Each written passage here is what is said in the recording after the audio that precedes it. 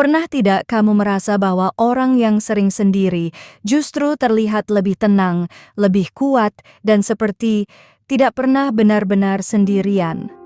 Ada aura berbeda dari mereka, seolah ada sesuatu yang menjaga, mengarahkan, bahkan melindungi langkahnya. Benarkah orang yang sering sendiri memiliki penjaga tak kasat mata? Atau ini hanya sugesti dan kepercayaan turun-temurun? Mari kita bahas dari berbagai sudut pandang.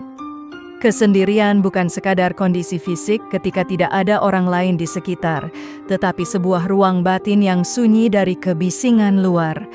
Ketika seseorang sering menghabiskan waktu sendiri, perlahan pikirannya terbiasa tidak bergantung pada distraksi sosial.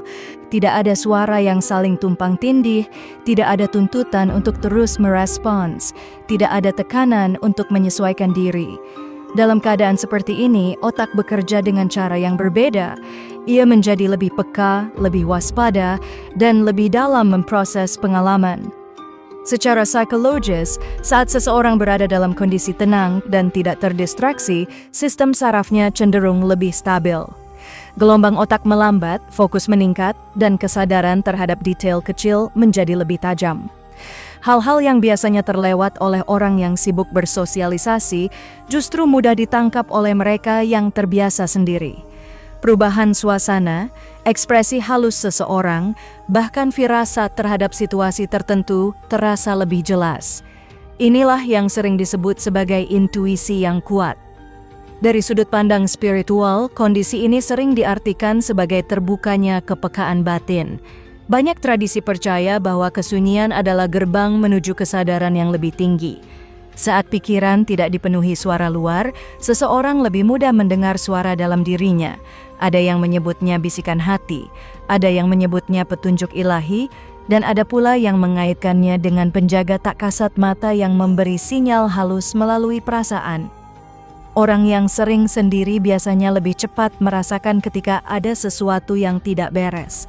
Mereka bisa tiba-tiba merasa tidak nyaman di suatu tempat tanpa tahu alasannya, lalu belakangan menyadari bahwa memang ada hal yang sebaiknya dihindari.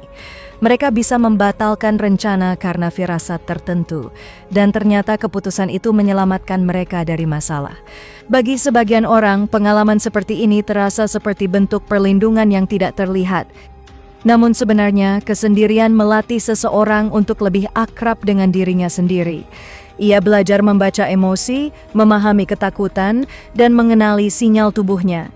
Karena hubungan dengan diri sendiri menjadi kuat, maka kepekaan terhadap lingkungan pun meningkat. Ketika orang lain mungkin mengabaikan tanda-tanda kecil, ia justru menangkapnya lebih dulu.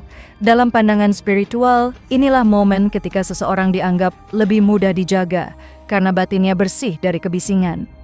Jadi, apakah benar kesendirian membuka pintu bagi penjaga tak kasat mata? Bisa jadi yang terjadi adalah kombinasi antara ketenangan pikiran, intuisi yang terasa, dan keyakinan batin yang kuat. Ketika seseorang terbiasa diam dan merenung, ia tidak hanya mengenal dunia luar, tetapi juga mengenal dunia dalam dirinya. Dan di ruang sunyi itulah banyak orang merasa bahwa mereka tidak benar-benar sendirian. Dalam ajaran Islam, setiap manusia diyakini memiliki pendamping dari golongan jin yang disebut qarin. Qarin ini menyertai manusia sejak lahir hingga meninggal dunia. Banyak ulama menjelaskan bahwa tugas qarin pada dasarnya adalah membisikkan hal-hal yang cenderung kepada keburukan, menguji, dan menggoda. Namun kekuatannya tidak mutlak. Ia bisa melemah ketika seseorang memperkuat iman, memperbanyak zikir, dan menjaga amalnya. Orang yang sering sendiri kadang dianggap lebih tenang secara spiritual karena memiliki lebih banyak waktu untuk merenung, berdoa, atau mendekatkan diri kepada Allah. Dalam kondisi seperti itu, gangguan dari qarin diyakini bisa berkurang. Bahkan dalam sebuah riwayat disebutkan bahwa qarin Nabi Muhammad telah ditundukkan, sehingga hanya memerintahkan kebaikan. Dari sini muncul keyakinan bahwa kualitas spiritual seseorang berpengaruh pada bagaimana pendamping gaib itu berperan dalam hidupnya. Kesendirian juga membuat seseorang lebih sadar terhadap bisikan dalam pikirannya. Ia lebih mampu membedakan mana dorongan emosi sesaat dan mana suara hati yang jernih. Dalam perspektif keimanan, Proses ini dianggap sebagai bentuk jihad batin, perjuangan melawan dorongan negatif. Ketika seseorang mampu mengendalikan diri, menolak ajakan buruk, dan tetap teguh dalam kebaikan, maka perlindungan Allah diyakini semakin kuat menyertainya. Karena itulah sebagian orang percaya bahwa mereka yang sering sendiri dan menjaga ibadahnya terlihat seperti dijaga. Bukan karena memiliki makhluk pelindung khusus, melainkan karena keimanan dan kedekatan kepada Tuhan menciptakan benteng tak kasat mata. Dalam Islam, perlindungan sejati bukan datang dari makhluk, tetapi dari Allah sendiri. Kesendirian yang diisi dengan zikir, doa, dan refleksi diri menjadi ruang di mana perlindungan itu terasa lebih nyata. Dalam banyak tradisi Nusantara, terutama dalam budaya Jawa dan beberapa daerah lain di Indonesia, dikenal keyakinan tentang adanya pendamping gaib yang mengikuti seseorang sejak lahir atau karena laku spiritual tertentu. Ada yang menyebutnya khodam, ada yang mengaitkannya dengan leluhur, dan ada pula yang percaya bahwa garis keturunan tertentu memang memiliki penjaga dari alam tak terlihat. Kepercayaan ini hidup turun-temurun dan menjadi bagian dari warisan budaya yang masih diyakini sebagian masyarakat hingga hari ini. Orang yang sering sendiri seringkali dianggap memiliki energi yang lebih bersih atau lebih kuat secara batin.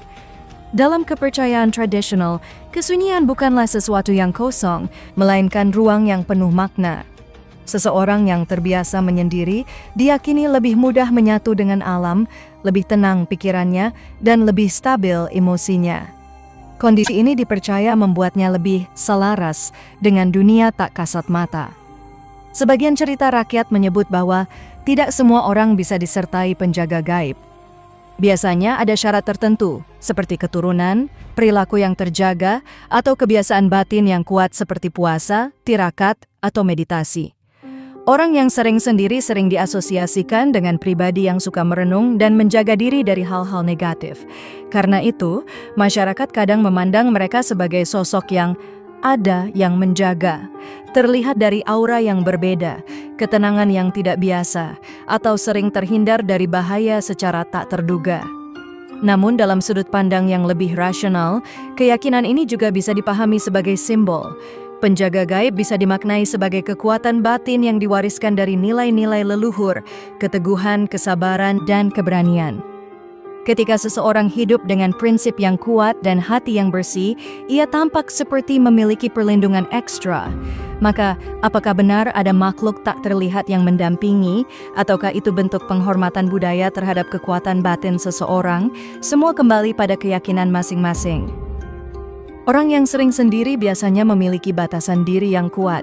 Mereka tidak mudah terbawa arus opini, tidak gampang terpengaruh tekanan sosial, dan tidak selalu merasa perlu menyenangkan semua orang.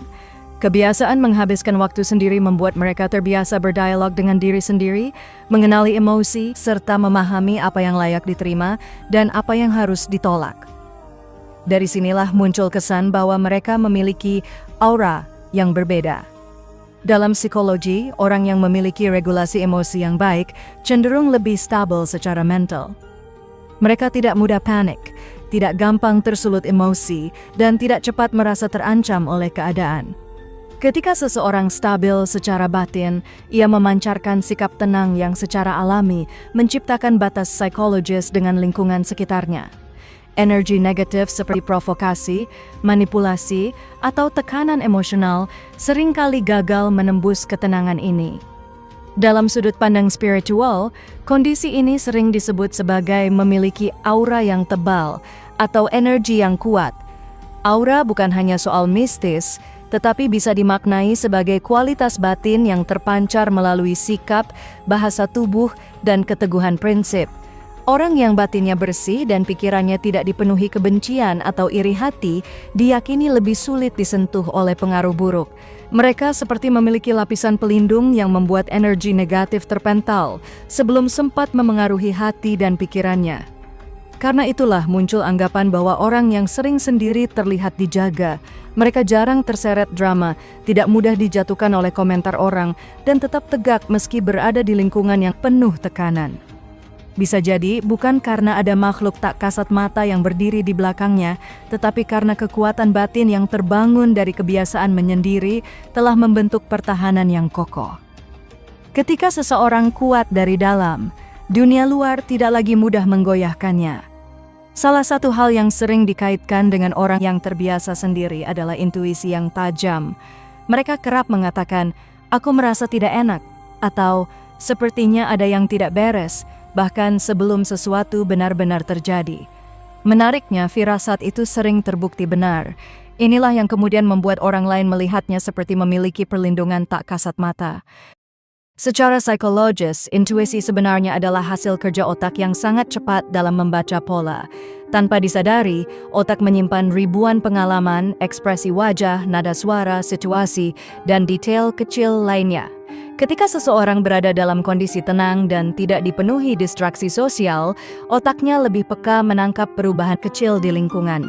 Ia bisa merasakan perbedaan nada bicara seseorang, perubahan suasana ruangan, atau tanda bahaya yang samar. Semua itu diproses secara bawah sadar dan muncul dalam bentuk firasat. Orang yang sering sendiri biasanya memiliki ruang refleksi yang lebih luas. Mereka terbiasa mengamati sebelum bertindak. Mereka mendengar lebih banyak daripada berbicara. Kebiasaan ini membuat kemampuan membaca situasi menjadi lebih kuat. Ketika orang lain sibuk dengan percakapan atau validasi sosial, mereka justru memperhatikan detail yang tidak terlihat oleh kebanyakan orang. Dalam sudut pandang spiritual, intuisi sering dianggap sebagai bisikan halus dari alam gaib atau bentuk perlindungan dari Tuhan. Ada keyakinan bahwa ketika hati seseorang bersih dan pikirannya tenang, ia lebih mudah menerima petunjuk. Firasat yang muncul dianggap bukan sekadar kebetulan, melainkan tanda agar ia menghindari sesuatu yang berbahaya atau mengambil keputusan yang tepat. Pada akhirnya, apakah intuisi itu murni hasil kerja otak atau bentuk perlindungan tak kasat mata? Yang jelas, kesendirian melatih seseorang untuk lebih peka.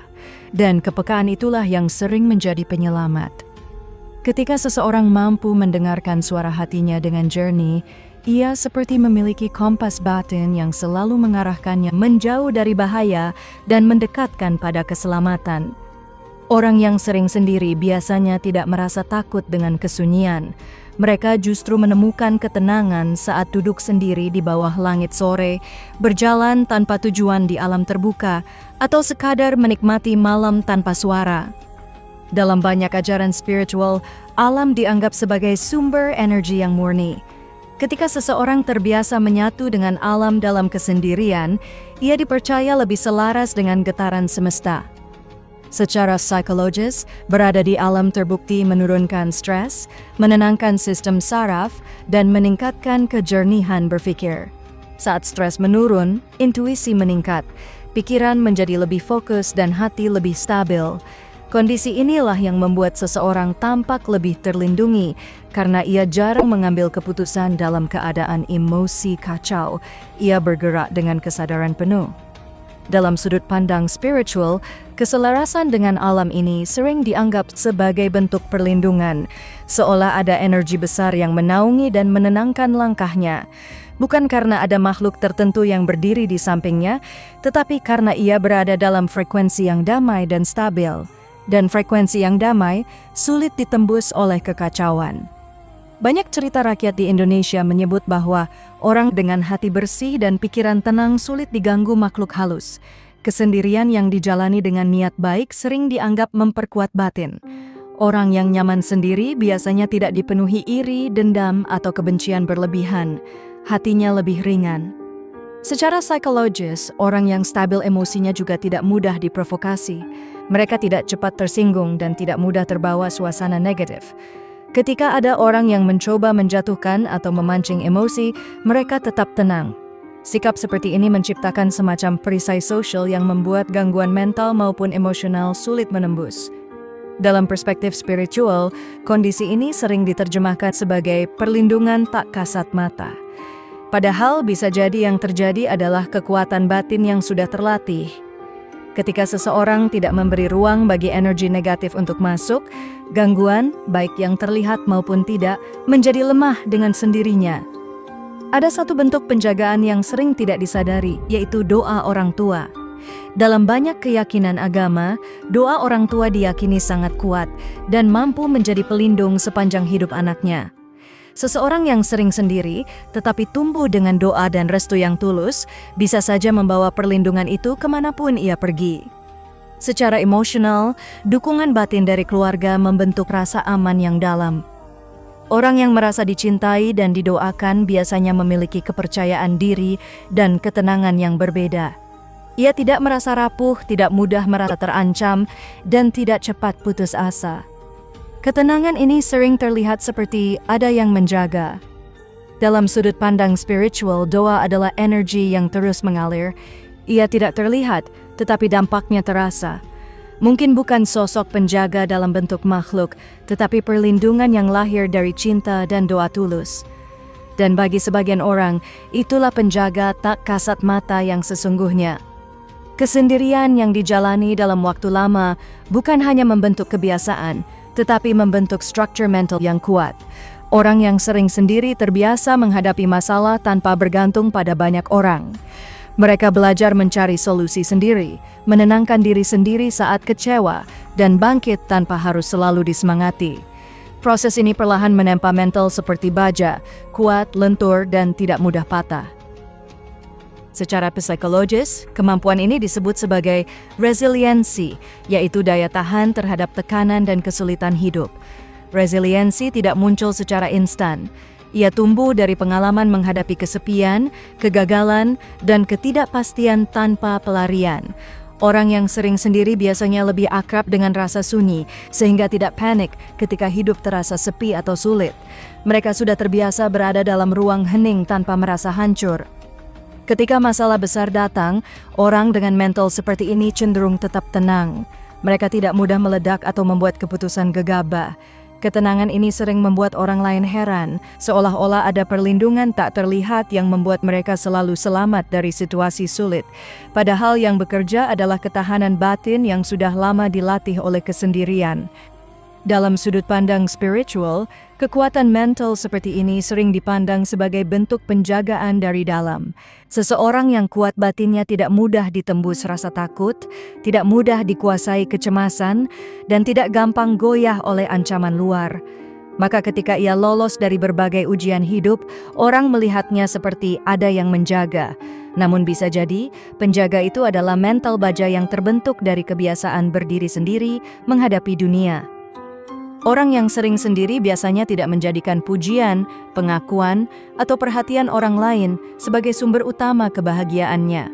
Ia tidak hidup untuk terus dilihat, disukai, atau disetujui. Kesendirian melatihnya untuk merasa cukup dengan dirinya sendiri. Ia belajar bahwa nilai dirinya tidak ditentukan oleh komentar orang, jumlah teman, atau seberapa sering namanya disebut. Secara psikologis, ini menunjukkan tingkat self-worth yang relatif stabil. Ketika seseorang tidak menggantungkan harga dirinya pada validasi eksternal, emosinya lebih terkendali. Ia tidak mudah terluka oleh kritik dan tidak terlalu melambung oleh pujian. Keseimbangan ini menciptakan ketenangan yang konsisten, dan ketenangan yang konsisten membuatnya jarang terjebak dalam konflik atau keputusan impulsif yang berisiko. Dalam perspektif spiritual, tidak bergantung pada validasi dunia sering dikaitkan dengan hati yang lebih bersih dan niat yang lebih lurus. Seseorang yang tidak haus pengakuan dianggap memiliki energi yang lebih utuh. Energinya tidak bocor karena iri, kompetisi tidak sehat, atau keinginan untuk selalu dibandingkan. Ketika energi batin terjaga, ia terlihat lebih kokoh dan sulit digoyahkan. Karena itulah muncul kesan bahwa orang seperti ini ada yang menjaga. Ia tidak mudah terseret arus, tidak gampang dimanfaatkan, dan tidak mudah diprovokasi. Padahal yang membuatnya kuat adalah kemandirian emosional yang lahir dari kebiasaan sendiri. Ketika seseorang sudah berdamai dengan dirinya, dunia luar kehilangan kuasa untuk mengacaukannya. Pada akhirnya, pertanyaan terbesar bukanlah apakah benar ada penjaga tak kasat mata yang selalu menyertai orang yang sering sendiri. Bisa jadi yang sebenarnya terjadi adalah proses penguatan dari dalam. Kesendirian bukan hanya tentang tidak ditemani orang lain, tetapi tentang perjalanan mengenal diri sendiri secara lebih dalam. Di ruang sunyi itulah seseorang belajar memahami luka, menerima kekurangan, dan membangun keteguhan hati.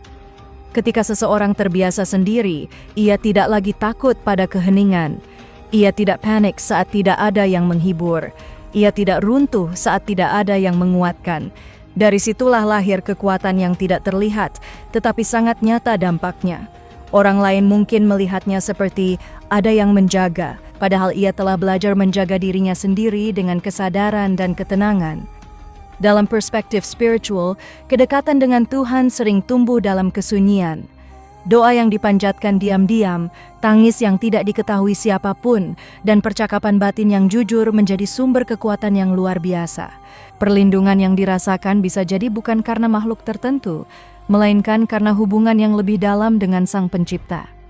Jadi mungkin bukan soal dijaga oleh sesuatu di luar dirinya, melainkan dikuatkan dari dalam dirinya. Kesendirian telah membentuk keteguhan, ketenangan, dan kebijaksanaan. Dan ketika seseorang sudah kuat dari dalam, ia memang terlihat seperti tidak pernah benar-benar sendirian. Jadi apakah orang yang sering sendiri benar-benar memiliki penjaga tak kasat mata? Jawabannya kembali pada keyakinan masing-masing. Ada yang melihatnya dari sisi spiritual, ada yang memahaminya dari sudut pandang psikologi, dan ada pula yang menggabungkan keduanya. Namun satu hal yang pasti, kesendirian bukanlah kelemahan. Ia bisa menjadi ruang pembentukan karakter, penguat intuisi, dan penenang jiwa. Jika kamu termasuk orang yang sering sendiri, jangan merasa aneh atau berbeda. Bisa jadi di balik kesunyian itu, kamu sedang ditempa menjadi pribadi yang lebih kuat, lebih peka, dan lebih matang. Entah itu karena doa, kedekatan dengan Tuhan, kekuatan batin, atau sekadar ketahanan mental yang terlatih, yang jelas kamu tidak pernah benar-benar kosong. Karena terkadang, di saat dunia terasa sepi, justru disitulah kekuatan terbesarmu sedang tumbuh diam-diam.